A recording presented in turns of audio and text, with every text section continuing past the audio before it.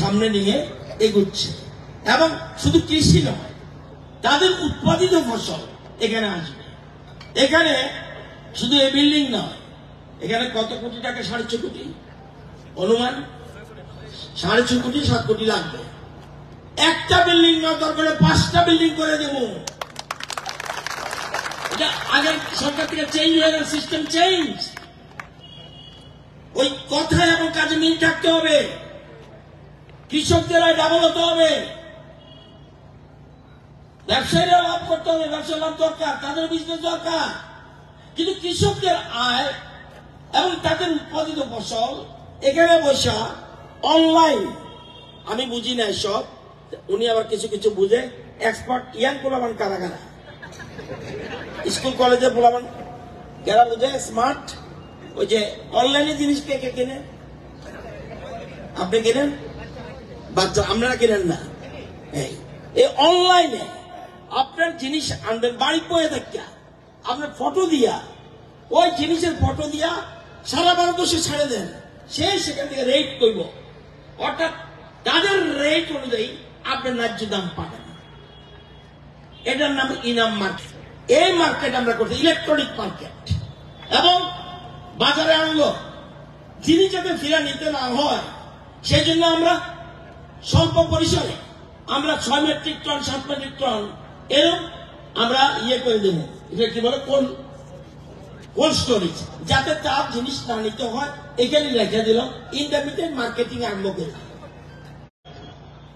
ত্রিপুরা রাজ্যে 554টা কৃষি বাজার রয়েছে এবং হোলসেল মার্কেট 84টা, হোলসেল মার্কেট 84টা, মোট বাজার 554, এর মধ্যে তেলেমুড়া একটা। হোলসেল মার্কেট 84টা, এই 84-র মধ্যে 21টা হলো এগ্রি প্রডিউস মার্কেট। সবগুলি এগ্রি প্রডিউস মার্কেট না, এই 84-র মধ্যে 21টা হচ্ছে এগ্রি প্রডিউস মার্কেট, আর বাকি মার্কেট হলো প্রাইমারি মার্কেট বা গ্রামীণ বাজার বলতে পারেন। টোটাল 554। এই বাজারগুলিকে ডেভেলপ করার জন্য আমাদের সরকার, রাজ্য সরকার এবং কেন্দ্রীয় সরকার আমরা সবসময় চেষ্টা করছি। প্রথমে আমরা ধরছি 21টা এগ্রি প্রডিউস মার্কেট মেইনলি, এবং প্রথম ধাপে আমরা 7টা মার্কেট ধরে ফেলেছি। 1 উত্তর ত্রিপুরার পানিসাগর, 2 ঊনকোটি জেলার পাবিয়াছড়া, ধলাই জেলার কুলাই বাজার, সিপাহী জেলার বিশালগড় এবং সোনামুড়া, দক্ষিণ জেলার শান্তিবাজার, আর আপনাদের এখানে আজকে খোয়াই জেলার তেলিয়ামুড়া। এই কৃষি বিনিয়োগ বাজার, এই 7টি বাজারকে আমরা অলরেডি ইলেকট্রনিক প্ল্যাটফর্ম ব্যবস্থাপনায় আওতায় আমরা আনতে যাচ্ছি, এবং এখানে আমরা ই ট্রেডিং করতে পারি। ই ট্রেডিং যাকে বলে ইলেকট্রনিক ট্রেডিং, অর্থাৎ এখানে বসে অনলাইনের মাধ্যমে কি নাম আছে না, কি নাম আছে না, আরে অনলাইন দেখো, আমাজন, ফ্লিপকার্ট, ওই আমরা শুধুমাত্র দিল্লি, বোম্বে, মাদ্রাস না, এখন তেলিয়ামুড়ার থেকে হবে, ওই সব তেলিয়ামুড়ার থেকে হবে। শুধু আমাজন ওইসব শুনলে হবে না, তেলিয়ামুড়া হতে হবে। আজকে ত্রিপুরা সেই জায়গায় নেই। আপনারা কি মনে করেন 6 বছর আগে যে ত্রিপুরা আসলো সে জায়গায় রয়ে গেছে? কি অনুমান আপনাদের? সাংবাদিক বন্ধুরা কম তো দেখি আগের জায়গায় হয়েছে, অনেক চেঞ্জ, আকাশ পাতাল। আজকে সরকার সেভাবে চিন্তা করছে। আপনারা জানেন যে আপনারা দেখতে পারেন আমরা কি করেছি, আমরা 6 বছরে কটা মার্কেট করেছি দেখেন। আমরা যেটা বলছিলাম, আপনাদের উৎপাদিত ফসলের ছবি মানে বেগুন, আপনারা কেমন কৃষিতে পিছিয়ে দিচ্ছেন ভগবান জান, আমি বুঝি না। এই তেলিয়ামুড়া আগে সারা রাজ্যকে পথ দেখাতে বলে কৃষি উৎপাদিত ফসলে, ঠিক করেছিনি নাকি? 18 মুড়া এবং বড়মুড়ার মাঝখানে আপনার তেলিয়ামুড়া, সমস্ত 18 মুড়া এবং বড়মুড়ার মাঝখানে তেলিয়ামুড়া। কৃষি ফসল উৎপাদনের জন্য এটা ছিল বেস্ট জায়গা। আজকে কোথায় গেছে গিয়া? দক্ষিণ ত্রিপুরা।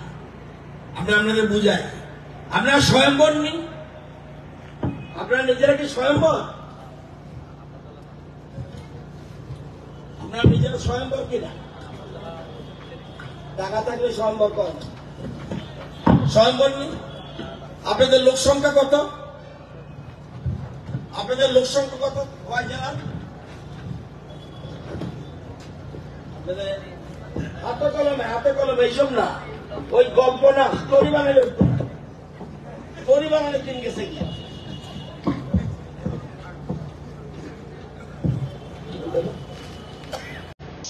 বর্তমানে কটা জেলা খাদ্য স্বয়ম্বর?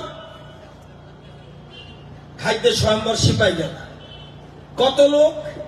5,39,000। তাদের খাদ্যশস্য কত লাগে? 1,22,000 মেট্রিক টন। তারা উৎপাদন করে কত? 1,71,000 মেট্রিক টন। স্বয়ম্বর আসেন। গোমতী কত লোক? 4,97,000 লোক, 4,97,000 মানুষ। কত দরকার? 1,12,000 মেট্রিক টন।